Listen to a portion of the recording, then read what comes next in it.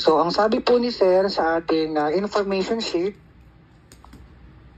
ayan, kung ilan po ang module ninyo sa inyong session plan or sa LO ninyo, yun din po ang dami ng inyong information sheet. Kung babalikan natin yung aking session plan, ilan ang module dito?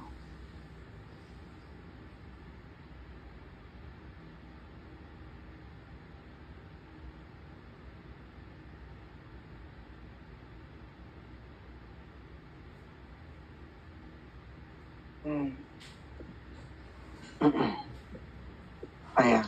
Tanggalin lang natin yung kulay. Para hindi na po kayo malito. Ayan. So, aking pong LO sa aking session plan. So, balik tayo sa aking LO ha. LO1. Ilan po ang aking module? Ayan. Isa. No? So, may information sheet ako ditong isa.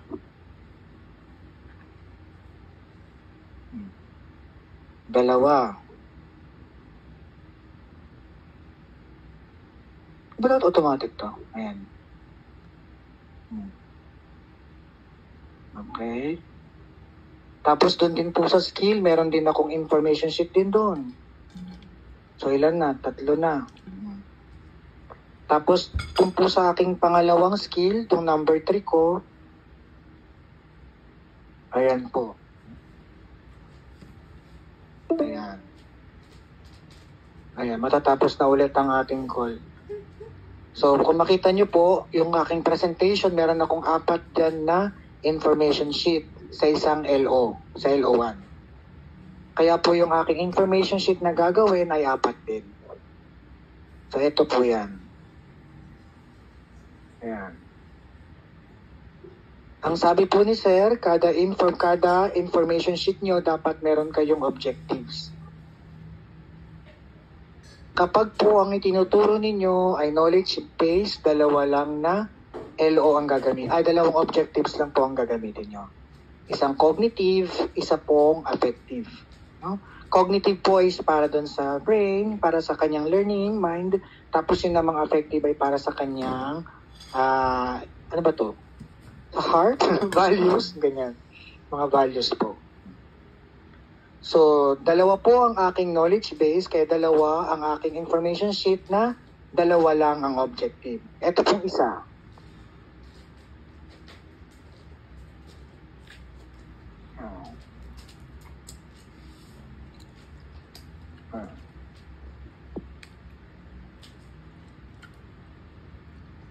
Ang una ko pong information sheet ay event brief. No? Event brief. Ayan. Yan po ay knowledge. Kaya ang aking pong objective ay 2 lang. Tapos pag natapos po yan, punta tayo sa pangalawang information sheet. Ang second ko pong information sheet ay liaising with customers. Ayan po. No? So yan din po ay ito po. Same title po yan. Pati po yung numbering niya, information sheet 1.1-1B. Same po siya. So dahil ito po ay under pa rin ng knowledge, so ang aking pong objectives dito sa aking information sheet ay 2 lang din po. Okay po? Ang inyong pong objective ay nagsisimula sa verb po dapat. Kaya ito po yung aking verb apply at saka behave. No? Punta naman tayo dun sa 2 skill na aking ituturo. Dun sa aking session plan, meron akong 2 rin na information sheet doon. Ang una pong module ay tips daw for So same lang din po sa aking information sheet. Okay po. Pero dahil ito ay under na ng skill base, nakita nyo po dito, assessing codes and products, so skill na po ito underpinning skill, kailangan po dito ay 3 ang kanyang objectives. So meron akong isang cognitive, tapos susunod naman ay affective or para sa behavior or values ng estudyante, tapos pangatlo po ay psychomotor, meaning yung action. Anong action yung gusto mong ipagawa sa kanya? So 3 na po ang objective na gagawin dito.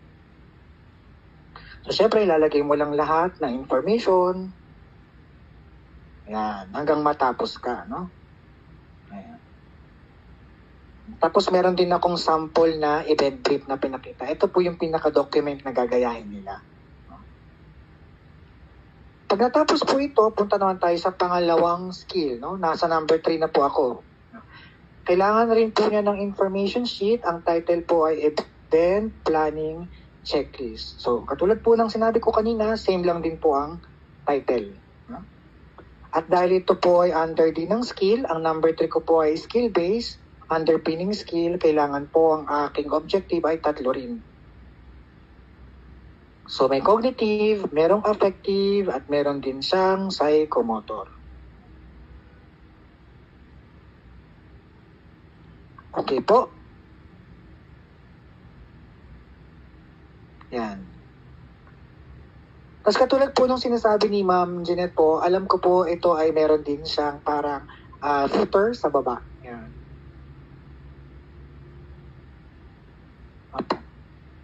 Meron siyang footer. So, ilalagay mo siya dyan.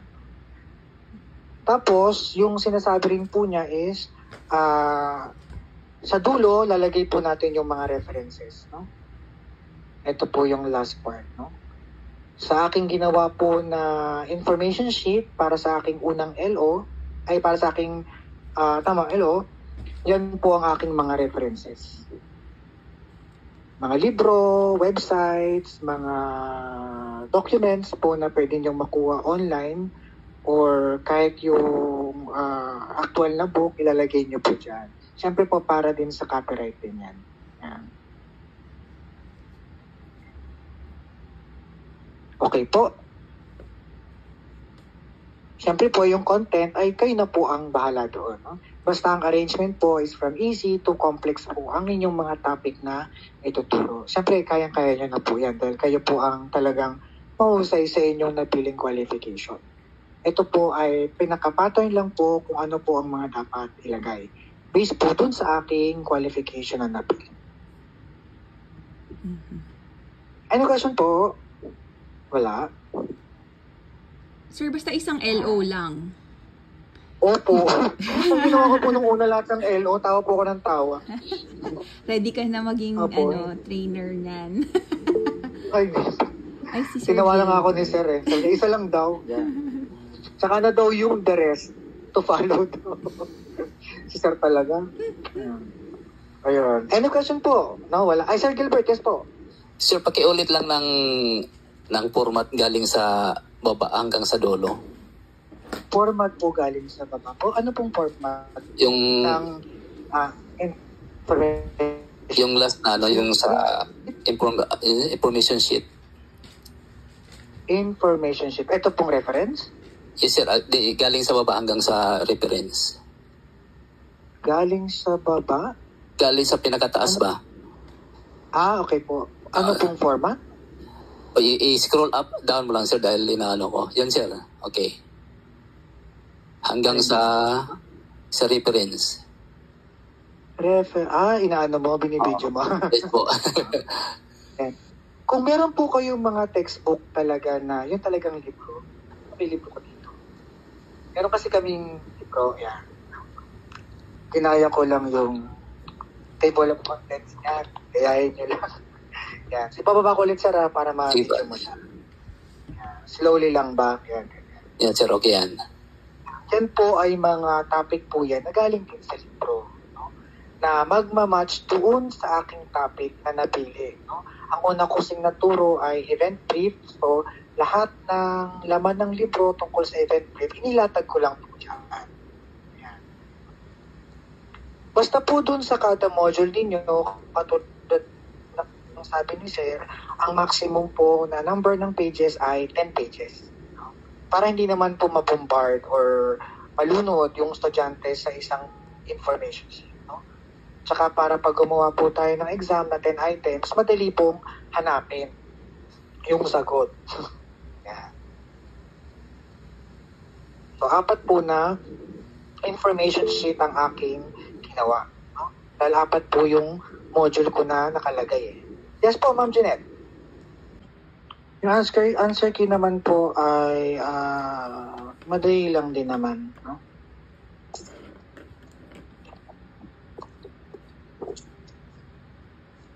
So kung ito yung nasa left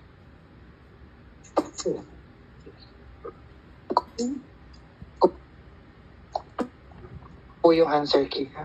Nasa red ko po yung self-check. Ayan. Ba't parang ayan, nagapit. Ay, sorry. Ayan. Ayan po. Siyempre, yung self-check, bawat self-check, dapat meron siyang answer key. May mga nakita po ako na letters lang nakalagay, meron naman nakalagay na naka-indicate pa yung mismong content ng letter. No? I am not sure which one is better, pero for the meantime, I just use po yung letters lang. When I check po yung CBLM ng aming events, letter lang din po yung nakalagay. Wala nang iba pang content. So, I just follow the CBLM po nung aking qualification. So, ganyan lang po siya. Kung mapapansin niyo yung answer key ko na pages, puro ano lang po, letters lang po yan. No? Ganyan lang. Ganyan lang po siya. So, yan lang po. Mga answers lang po yan for all of your self-checks. Okay po? Ginawa ko lang po ay 10 items lahat kasi hindi ko po sure talaga kung ilan dapat ang alam ko po sa multiple choice 10 items, but I'm not sure with the true or false, with the matching type or identification. So, just to be safe lang po, I just use 10 items for each self-check. Okay po? Okay. Task sheet. Ayan. Nasa 7i na po tayo, task.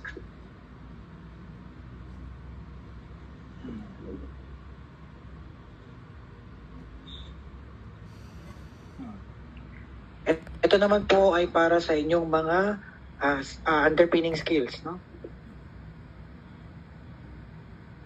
Punta tayo dito sa aking session plan na skills, no? Ayan. So, yung job sheet mo, ito yung title. Construct event brief. Saan ko po kinuha yan? Dito po. Kulayan natin ng dilaw na lang. Ayan. Para makita ninyo. So, yun din yung title. Ayan. Ito pong performance objective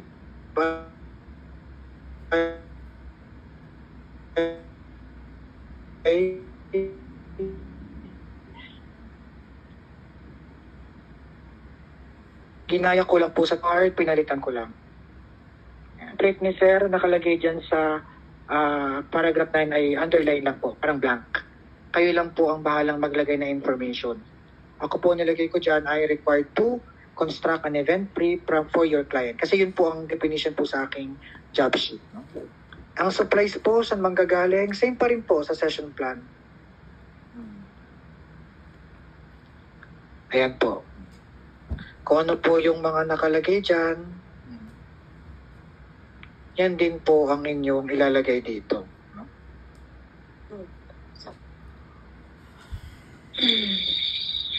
Yan po. And equipments, tapos yung time, saan po galing yung time? Dito po sa, ayan, hindi lang po updated. Sorry naman. Ayan. Ayan. 20 minutes po ang aking inalat. So, yan po. Doon din siya nakalagay. And of course, yung step-by-step po na inyong procedure. Kayo na po ang bahala niya. From the very beginning, i-indicate ninyo kung paano na i-achieve yung task na inyong pinapagawa. Or your job. Yan. Anong unang gagawin, then so and so and so on. And lastly po, ano pong assessment ang inyong ginamit. Sa akin po, ang aking ginamit ay, siyempre, meron tayong performance criteria checklist. Yan. Yan ay isa sa mga method na gagamitin mo to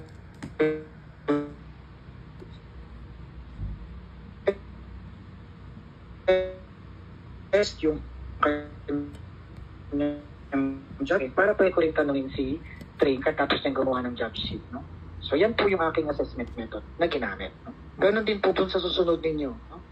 Same lang din. Job sheet 1.1-3, ito na po yung aking pangalawa. Try natin na iba. Doon pa rin ako babalik sa aking session plan. Ito na po yun. Ayan. Pangalawang job sheet. May job sheet ulit siya dito. Ayan.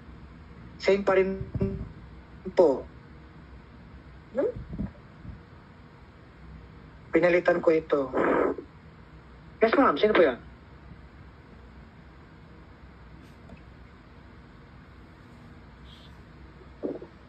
Masakit po. Purple. Purple ba yan? Hindi. Ayan po. Same din po ang gagawin. Ayan. Supplies and materials. Kung ano pong supply and materials ang ginamit ninyo, same pa rin po. Ayan. Same po yan. Pare-pareho. Pati time na nilagay po ninyo. Yan. And of course po, yung procedure, no, step by step or procedure na gusto nyong ipagawa sa estudyante or sa trainees nyo po. Dapat klaro po ang inyong mga binibigay na instruction para hindi po sila malito. And then finally po, ganun pa rin, assessment method. Siyempre po, ako ay nagpagawa sa kanila ng job. So, meron akong performance criteria checklist, no? Yeah. Kaya meron po ako dito sa assessment method ko na meron din po. At the same time, meron din akong oral questioning para tanongin yung mga bata. Dalawa lang po ang aking skill base sa aking LO1, kaya dalawa lang po na job sheet ang aking ginawa. Pareho po silang job sheet. No? So, ganun po siya.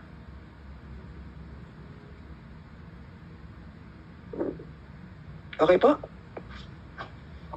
Magulo po ba? Magulo lang po ako talaga. Internet na mga performance criteria checklist depende sa inyong topic. No? Kung babalikan natin yung session plan ko, event brief, hanapan ko daw yun ng performance criteria. Dinatry ko pero wala talaga akong mahanap na performance criteria checklist. No? So, ang ginawa ko po ay sorry. Okay. Punta lang tayo sa task. Panaglat lang po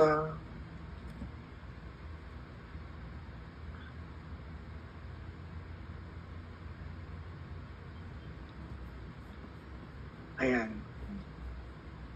Yung performance criteria checklist, katulad sinabi ni Ma'am Eva, ginagamit ito doon sa information sa inyong skill base. No? Nalala nyo kapag demonstration, may video presentation, trainer will demonstrate, and trainee will perform the task sheet or job sheet. No, after nun, meron siyang criteria, performance criteria checklist para malaman ninyo kung niya ba, yung naipakita niya, yung tinuro nyo. So, iano ko lang siya, no, for context lang, no. Yung pinagawa ko sila ng event brief, isa itong klase ng document form, no. Isa itong para siyang resume or isa siyang document na lalagay mo doon yung information ng inyong kliyente. So, ang ginawa ko dyan ay kinuha ko lang din dito, itong criteria, kinuha ko lang din sa topic. Halimbawa po, yan. Punta tayo dito. Sabi sa aking document, dapat daw pag gumawa ako ng document, meron siyang 8 parts. May 8 section daw siya. Ang unang section niya ay ito. Event overview and key details. So, ginamit ko lang yung sentence as a question. Sabi sa number 1, dapat daw ang aking document ay mayroong event overview at saka key details. From that declarative sentence, I just turn it into a question. So, did you, number 1, Include event key details and event overview, yes or no. Since pinapagawa ko sila ng document, dapat yung itinuro ko na 8 sections ng event brief ay makita ko sa kanilang document na ginawa. Dapat makita ko yung 8 sections na yon. Kaya yung aking 8 dito sa criteria ay ito yung 8 sections. Punta tayo sa number 2. Dapat daw may purpose and goals. So from that number 2, section 2, ginawa ko sa question. Did you define purpose and goals of the event? So ganun po ang ginagawa ko. Kasi kung nakita niyo yung explanation niya, first define the purpose of your event. Yan ang pinaka-target mo. Yun din ang magiging question mo dun sa performance criteria checklist. No? Although ito ay papacheck ko din kay Sir, kasi wala talaga tayo makita na criteria checklist sa internet. And if you ever see one, I don't think it will match doon sa criteria checklist na inyong ginawa mula sa information sheet. Yes, ma'am. Eva May. Sir, pwede ba yun na dyan sa criteria? Opo. Pwede ba yung gagamitin ko na parang is dun sa yung sa objective? Kung na-meet ng student ko yung yung topic nila. I mean, kung na-meet ba nila yung objective ko, dun ko mag-base. Pwede ba yun? Kailangan po na mag-check muna lahat ng performance criteria checklist. Kailangan mag-yes muna si student dito bago mo masabi na nagawa niya yung ito. Pero yung content na ilalagay ko sa yung statement na ilalagay ko dun sa dun sa template ng criteria.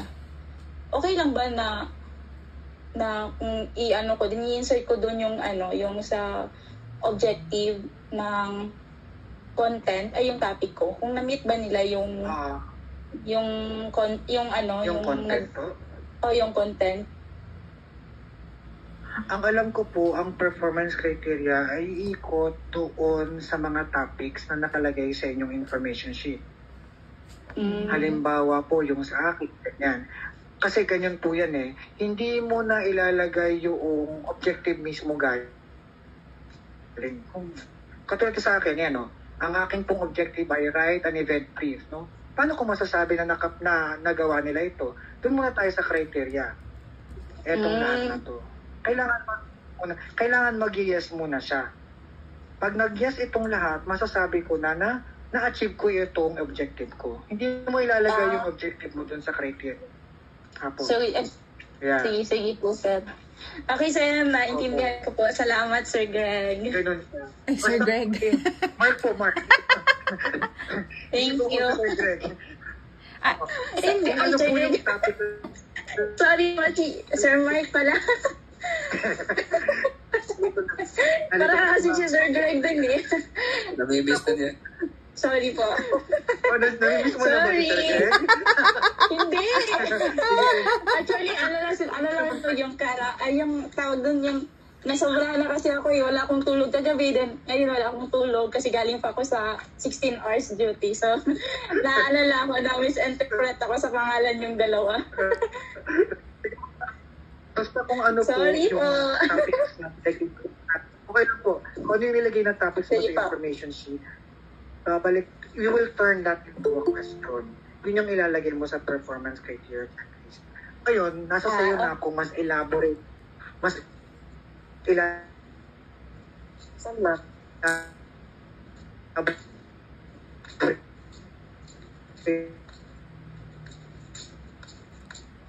Medyo choppy, Sir Mark. mo ilagay, no? Gustong ilagay siya, no? Basta, hello po. Okay na po? Sir Mark, pwede pong paki-repeat? Choppy po kanina. Sorry po. Ito. Ay, Sir Mark. Sorry, hello. Mhm. Sir, I think, Opo. gusto ko lang siguro, Sir, from the top, sorry. i-clarify. Ano po? Ay, sorry. I-clarify. Ay, opo. Yung in relation to the question of Ma'am Eva May, baka ang iniisip kong clarification doon ay Yung performance checklist ay based on dun sa kung demonstration, 'di ba? Kaya parang kasi parang 'di ba may job task sheet ka, tapos ang kabangga niya ay performance checklist. So kaya step by step sort of like in that process ginawa niya ba yung critical, parang ganun. So I think yun yung papasok dun sa performance criteria checklist. Nagme-make sense ba sa inyo? Opo, tama. Kung step by step yung kanyang nakalagay dun sa kanyang pinaka-job sheet, step by step din yung nakalagay sa kanyang criteria checklist nang naka-standard. Ano yung standard? Yeah. Tama po ba? Parang agree aligned ako dun sa'yo, Sir Mark. Parang kumbaga, kunyari kung kunyari sa akin na magtitimpla ka ng gamot, hindi pwedeng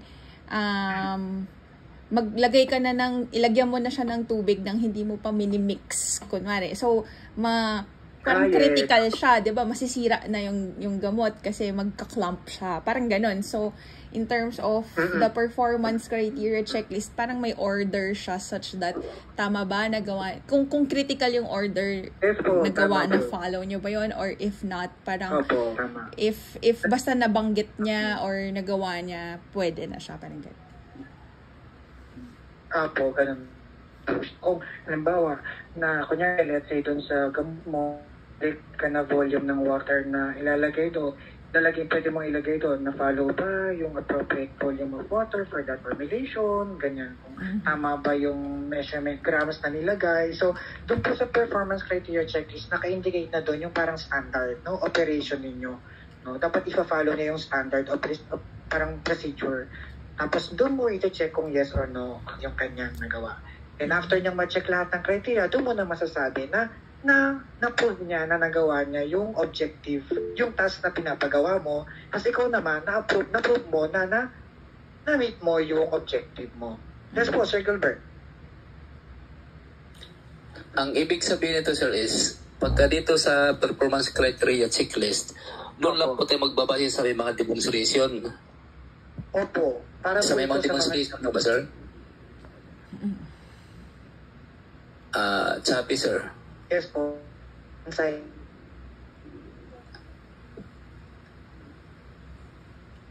Chappy ka, sir. O kaya tasks. Para po sa iyo, sheet at saka tasks. Okay. Ayan po. Okay, sir. Okay na? Sir Mark, nawala. I think yung sinasabi ni Sir... nawala? baka sa internet po. Pero I think yung sinasabi ni... Sorry. Go, Sir Mark. Go po. Kayo po, ma'am. Ay, okay. I think yung sinasabi ni Sir Mark, Sir Bert, yun nga, yung, di ba po dun sa session plan, pag may demo, may task or job sheet, tapos, yung pang-check ay performance checklist. So, nakabangga siya lagi sa task or sa job. Yun. Okay, boss. Kung meron kang limang task sheet, meron ka rin performance criteria checklist. Ganun siya. Kung ang inyong knowledge base, information sheet ay laging may kabanggang self-check at key answer, ito namang demonstration na inyong mga task sheet at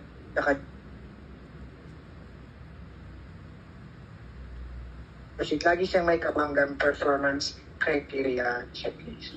Para masusunod nila yung job or task na pinagawa natin sa kanila. Yes po, Ma'am Josephine? Yes po, yung kanina po sa akin, kaka-check ko kay sir ng session plan. Meron po kasi ako mga role play.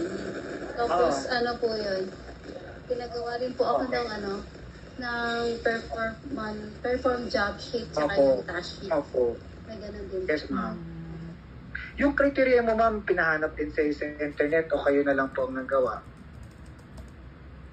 Kasi yung iba, medyo alam ko na kasi yung mga yung sa caregiving. Opo. Medyo... Bali yung criteria checklist, ma'am, nakapalo na sa standards ng inyong caregiving. Yes po. Opo, yan po. So, ganun po yun din, katulad po kay Ma'am Josephine. So, yung criteria checklist mo will follow the standards of your qualification, and then you will use that as a checklist para malaman mo na na-perform ni student or ni trainee yung job or task sheet na ipinagawa mo. Okay po?